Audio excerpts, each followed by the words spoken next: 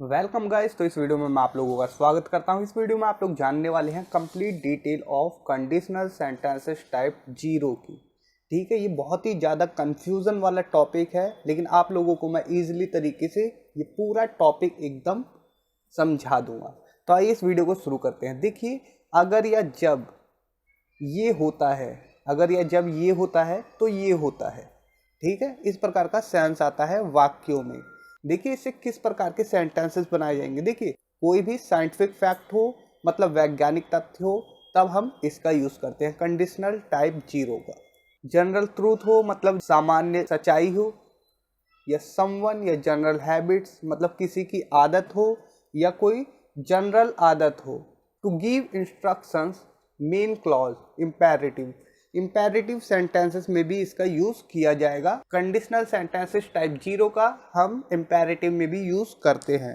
तो आइए इस वीडियो को शुरू करते हैं। आप लोग देख रहे हैं डेली इंग्लिश फॉर ऑल। तो सबसे पहले हम इसके स्ट्रक्चर को जान लेते हैं। कंडीशनल सेंटेंसेस टाइप 0 का स्ट्रक्चर इस प्रकार से होता है। सबसे पहले हम इफ या व्हेन का यूज करते हैं, दोनों में से किसी का भी यूज कर सकते हैं। ठीक है, उसके बाद हम सिंपल प्रेजेंट टेंस के सेंटेंस को रखते हैं और कोमा लगाते हैं, फिर सिंपल प्रेजेंट टेंस को रखते हैं। अभी आप लोग एग्जाम्पल से समझेंगे। इस वाले क्लॉज को आप लोग इफ क्लॉज या व्हेन क्लॉज कह सकते हैं, और इस वाले क्लॉज को आप लोग रिजल्ट क्लॉज कहेंगे, क्योंकि यहाँ पर आप लोगों को रिजल्ट दिखाना है। ये कंडीशन है, या इफ वाले या व्हेन वाले क्लॉज से कंडीशन बताई जाएगी, और रिजल्ट कैसे दिखाएंगे। सेकंड क्लॉज जो होगी, जो मेन क्लॉज होगी, उसमें हम रिजल्ट शो करेंगे। अगर या जब ये होता है तो वो होता है। इसका क्या मतलब, देखिए, साइंटिफिक फैक्ट मतलब वैज्ञानिक तथ्य। सेकंड है जनरल ट्रूथ, सामान्य सच्चाई। थर्ड है समवन या जनरल हैबिट, किसी की आदत या सामान्य आदत। To give instruction, main clause, imperative. Main clause जो होगा इम्पेरेटिव में होगा, जब हम इंस्ट्रक्शन देंगे। ठीक है, अब ये इम्पेरेटिव क्या होता है, किसी को आदेश देना, किसी को आज्ञा देना, आदेश देना। इस प्रकार के जो सेंटेंसेस बनाए जाते हैं, जिसमें हम वर्ब की फर्स्ट फॉर्म का यूज सेंटेंस के स्टार्टिंग में ही करते हैं, उसे हम इम्पेरेटिव सेंटेंसेस कहते हैं। अगर ये चारों पॉइंट आप लोग समझ गए, 1 2 3 4, ये चारों पॉइंट अगर आप लोग समझ गए, तो आप लोग कभी भी कंफ्यूज नहीं होंगे। कंडीशनल सेंटेंसेस में, किसी भी सेंटेंसेस में कभी कंफ्यूज नहीं होंगे जो भी कंडीशनल होंगे, अगर टाइप 0 के बारे में आप अच्छे से समझ लेते हैं तो ये 4 पॉइंट आप लोगों के लिए बहुत ज़्यादा इंपॉर्टेंट होने वाले हैं। तो आइए वीडियो को और आगे बढ़ाते हैं। देखिए, पहला है साइंटिफिक फैक्ट, मतलब वैज्ञानिक तथ्य। जैसे यदि आप पानी को 100 डिग्री सेल्सियस तक गर्म करते हैं तो वो उबल जाता है। जनरल ट्रूथ मतलब सामान्य सच्चाई। जैसे अगर बर्फ को धूप में रखेंगे तो ये जल्दी पिघल जाएगी। थर्ड है समवन हैबिट्स, किसी की आदत या जनरल हैबिट भी हो सकती है। देखिए, जब उसे गुस्सा आता है तो वो किसी से बात नहीं करती। अब देखिए, फोर्थ है मुझे मिलना है तो 2 बजे के बाद आना। ठीक है, ये इंस्ट्रक्शन है, आदेश है या एडवाइस है कि मुझसे मिलना है तो 2 बजे के बाद आना। ये इम्पेरेटिव है। तो आप लोगों को ये तो समझ में आ गया कि ये साइंटिफिक फैक्ट क्या है, जनरल ट्रूथ क्या है, समवन हैबिट्स क्या है, और इंस्ट्रक्शन किस प्रकार से देते हैं। तो ये आप लोगों को क्लियर है। तो आइए आगे बढ़ते हैं। अब तो सबसे पहले हम साइंटिफिक फैक्ट वाले सेंटेंसेस को देखेंगे। अब देखिए, अगर आप कोई चीज़ ऊपर फेंकोगे तो वो नीचे आ जाएगी। फेंकोगे या आ जाएगी। ठीक है, तो गा से ये मत समझना कि ये फ्यूचर का सेंटेंस है, ये प्रेजेंट में ही बनाया जाएगा। ठीक है, तो आइए देखते हैं कैसे। If you throw something upwards, मतलब कि आप कुछ ऊपर की ओर फेंकते हैं। ठीक है, इट कम्स डाउन, वो नीचे आ जाती है। तो आप इस प्रकार से भी बोल सकते हैं कि अगर यदि आप कोई चीज़ ऊपर की ओर फेंकते हैं तो वो नीचे आ जाती है। तो ये साइंटिफिक रीजन है, क्योंकि गुरुत्वाकर्षण के कारण कोई भी चीज़ अगर ऊपर फेंकी जाए तो वो नीचे आ जाती है। तो ये साइंटिफिक फैक्ट है। देखिए, कम डाउन मतलब गिरना, नीचे आना। यदि आप पानी को 100 डिग्री सेल्सियस तक गर्म करोगे तो वह उबल जाएगा। यदि आप पानी को 100 डिग्री सेल्सियस तक गर्म करते हैं तो वो उबल जाएगा। आप किसी भी प्रकार से सोचिए, लेकिन दोनों जो क्लॉज है वो प्रेजेंट में ही रहेंगे, सिंपल प्रेजेंट में ही रहेंगी, ठीक है। इफ़ या व्हेन किसी का भी यूज़ कर सकते हैं, जैसा कि मैंने आपको पहले ही बता दिया। इफ़ या when you heat water to 100 degree Celsius it boils, water boils. If या व्हेन, ठीक है, दोनों में से किसी का भी। When you heat it to 100 degree Celsius, ठीक है, ये भी साइंटिफिक रीजन है। अगर 100 डिग्री सेल्सियस हो जाता है तो पानी अपने आप उबल जाता है, ठीक है, ऑटोमेटिक हो जाता है, ये साइंटिफिक रीजन है। कुछ चीज़ ऊपर फेंको वो ऑटोमेटिक नीचे आ जाती है, क्या है, साइंटिफिक रीजन है, ठीक है। पहला आप लोगों को क्लियर हो गया होगा।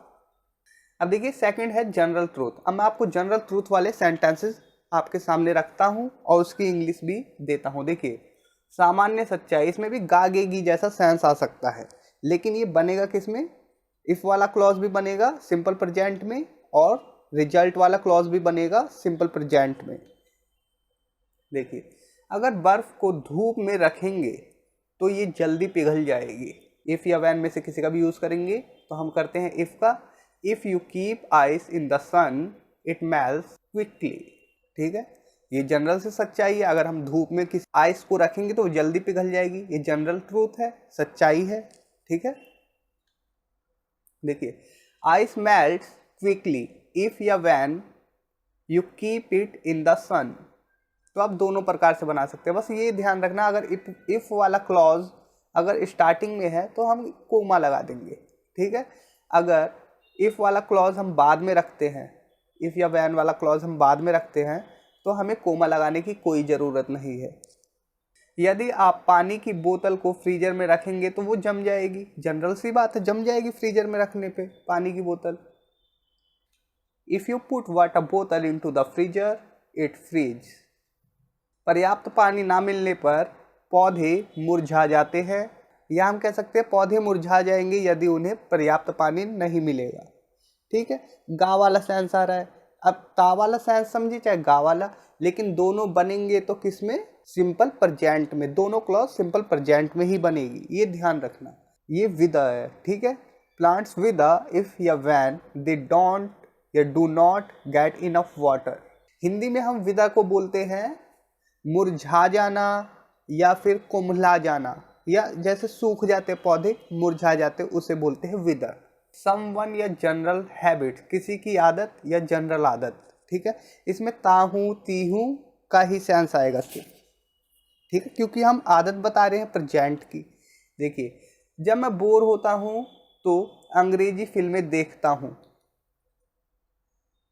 If I get bored I watch English movies. जहाँ जहाँ पर इफ़ लग रहा है वहाँ वहाँ आप वैन लगा सकते हैं, ठीक है, कोई चेंज नहीं होगा सेंटेंस में। When I get bored I watch English movies, ठीक है।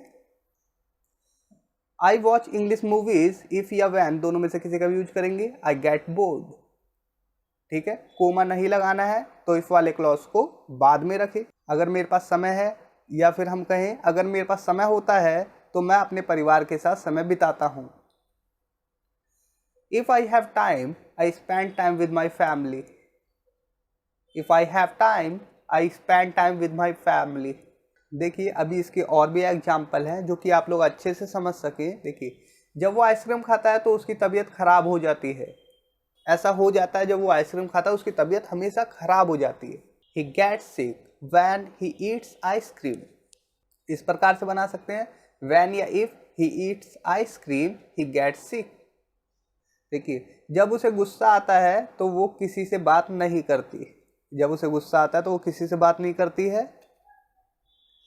When या if she gets angry, she doesn't talk to anyone. जब हम कक्षा में गपशप करते हैं तो हमारे शिक्षक हमें सजा देते हैं। जनरल हैबिट है मेरे टीचर की, या हमारे टीचर की जनरल हैबिट है ये कि जब हम गपशप करते तो वो हमें पीट देता है। हो सकता है किसी और के टीचर ना पीटते हों, ठीक है, तो ये क्या है, जनरल हैबिट है। When we gossip in class, our teacher punishes us. अब देखिए लास्ट है और फोर्थ है to give instructions. Main clause imperative में होगा। देखिए मुझसे मिलना है तो 2 बजे के बाद आना। If you want to meet me come after 2 o'clock. कोई शंका है तो मुझसे पूछ लेना। या कोई संदेह है तो मुझसे पूछ लेना। If you have any doubt ask me, यही से इस प्रकार से भी बोल सकते हैं। अगर कोई शंका होती है या कोई संदेह होता है तो मुझसे पूछ लेना। If you have any doubt ask me. तो दोस्तों उम्मीद करता हूँ ये वीडियो आप लोगों के लिए काफ़ी हेल्पफुल होगी और आप लोगों ने अच्छे से समझ लिया होगा कंडीशनल टाइप जीरो के सेंटेंसेस को। इसका नेक्स्ट पार्ट देखने के लिए मैं इस पे एम करता हूँ सिर्फ 150 लाइक के। तो thanks for watching, take care, bye.